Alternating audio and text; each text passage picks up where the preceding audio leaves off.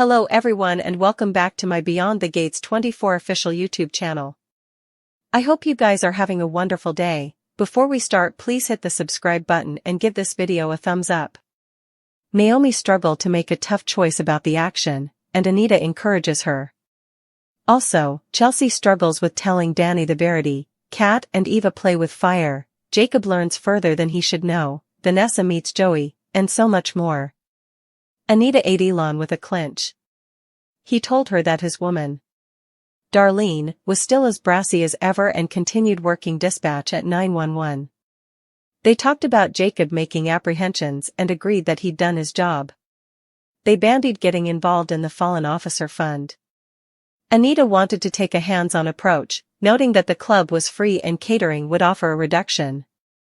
The only thing left was reserving a musical act. Meanwhile, Naomi visited Jacob at the firmament. They bandied the sexual importunity case against her father. Naomi didn't want the limelight on her, and she bothered that the reproach would overshadow the case. Still, if she didn't pursue it, the women involved might lose their chance at justice since No Bone wanted to go against her father. Jacob supported her but couldn't tell her what to do. Latterly, Elon showed up at the firmament, and Jacob told him that Joey Armstrong had pocketed a large sum of cash from a road gangster while Malone did nothing. They wondered if Malone was a bad Bobby. Elon believed that the man had earned his stripes and was likely letting a small issue go to catch bigger culprits. He prompted Jacob to be patient and let the Bobby warm up to him. At Orphe Jean's, Vanessa and Doug gabbled about his interest in her. When Randy texted about work, Doug got distracted and left his emblem before. Joey introduced himself to Vanessa, asking for her real estate services. His siblings wanted to place their mama in a withdrawal home, but he hoped to buy her a dream home rather. Vanessa agreed to help. Doug returned for his emblem, and she introduced him to Joey.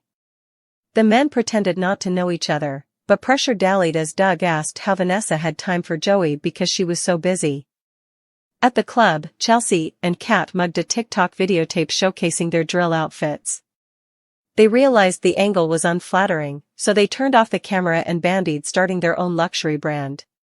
Chelsea refocused out that her follower count had risen 30 since her mama's public outburst. Kat claimed it was time for Chelsea to tell Danny she was done with modeling. At the sanitarium, Eva offered an hassle with Tomas pretending to drop lines and injuring her leg.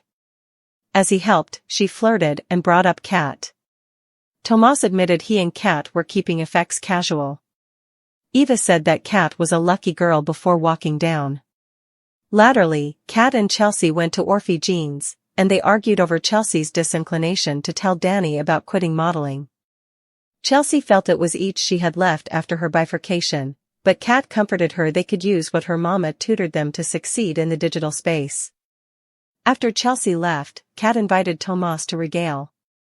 She told him she wanted to take effects to a further physical position, just kissing, not coitus, since she was a abecedarian. Tomas reminded her he'd been ready when they were with her family, but he admired her timing. They kissed, and he walked her to her auto after handling the bill. At the club, Chelsea rehearsed her speech about launching her new brand when Jacob showed up. She asked for advice on setting boundaries with her mama. At Anita's, she called someone to bandy an offer for the fundraiser. Reflecting on her achievements, she admitted she enjoyed staying busy. Latterly, Naomi visited, wanting advice about the case. Anita advised Naomi that taking on her father was like David versus Goliath, but assured her she could win. She reminded Naomi that Dupree women didn't back down from challenges, participating stories of her own successes. They sat at the piano, ignoring about Anita's career before Naomi encouraged her grandmother to sing. Laughing, they tried rapping together. At the sanitarium, Doug set up Randy and told him he'd seen Joey talking to his woman about real estate. Randy suggested they head back to Adventure while keeping an eye on Joey. Latterly, in the reverse room, Doug enjoyed a winning band, and Joey vented to Randy. He complained that if Doug kept winning, he'd pay off his debts too soon, which Joey couldn't go. He demanded to keep Doug under his control. Randy assured him that hereafter, Doug would lose everything. Back at the firmament, Malone encountered Elon and asked why he'd stepped down from his ivory palace. He appertained to Jacob as the golden child, recalling how he'd tried to haze him, though Jacob no way sounded to notice. Elon defended his son, calling him a good Bobby. Malone agreed to be more collaborative, but Elon made it clear if anything happened to Jacob, Malone would have to come looking for him. After Elon left, Malone called Joey and advised him to stop taking cash payouts in broad daylight. Joey told Malone that it was his job to handle effects. The show may be brand new, but that doesn't mean they aren't formally snagging some serious star power. Nischelle Turner guest stars as Linda on Tuesday, and she's ready to turn the city upside down. She has big plans for her short stay, and you wouldn't want to miss a moment. Effects take quite a turn as the week progresses and Vernon gets wise to what Martin is over to. Teasers show Martin is striking a deal with Smitty, so we've to wonder if Vernon will catch on to that scheme. And if so, what's he going to do about it? Still, just stay until you hear what she has to say to Bone Bill, if you allowed. The lingo lashing Steffi gave Luna was bad. This man used to be her biggest champion, and now he's harboring the youthful woman who tried to kill her. And, to make effects worse, Bill is standing his ground. Oh. That battle will be nothing compared to what will be when Lee gets wind of this secret and gets her hands on her family. Her instincts about Poppy were right, and she's going to make her family feel her wrath. Poppy will be lucky if she gets out of Lee's grasp unscathed. Carter takes center stage formally again this week, and it seems everyone has commodity to say about and to him. He has Hope and Daphne Rose battling it out for his heart. And he'll have Ridge and Eric trying a power move that could change everything. The hostage situation is far from over for Phyllis and Sharon. Their prisoner has them right where they want them, and they're about to fall into a devious new trap. These ladies should review the war between them, because they'll need to lean on each other now further than ever.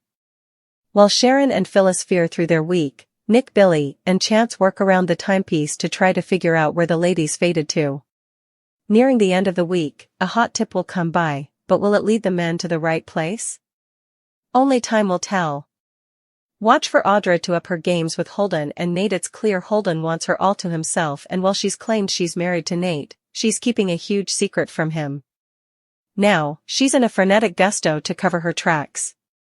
Can she keep the verity buried for much longer? Actor Maurice Johnson, who was firstly cast as Ted Richardson, is leaving Beyond the Gates. While a final air date has not been blazoned for Maurice, actor Keith D. Robinson is taking over the part and is slated to debut eventually in May. Stay tuned to the website for further details as they trickle down the pipe.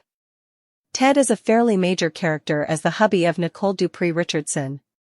He's also locked in a crucial plot right now, along with former honey Dana Leslie Thomas, who's colluding to expose their once affair. On top of all that, his natural son, Eva Thomas, has been planted as the family's temporary adjunct, gathering intel for Leslie so her plan can be executed faultlessly. Bill Hamilton's establishment. Actor Pierce Lackey plays the sketchy counsel, who seems to have no issues crossing lines at work.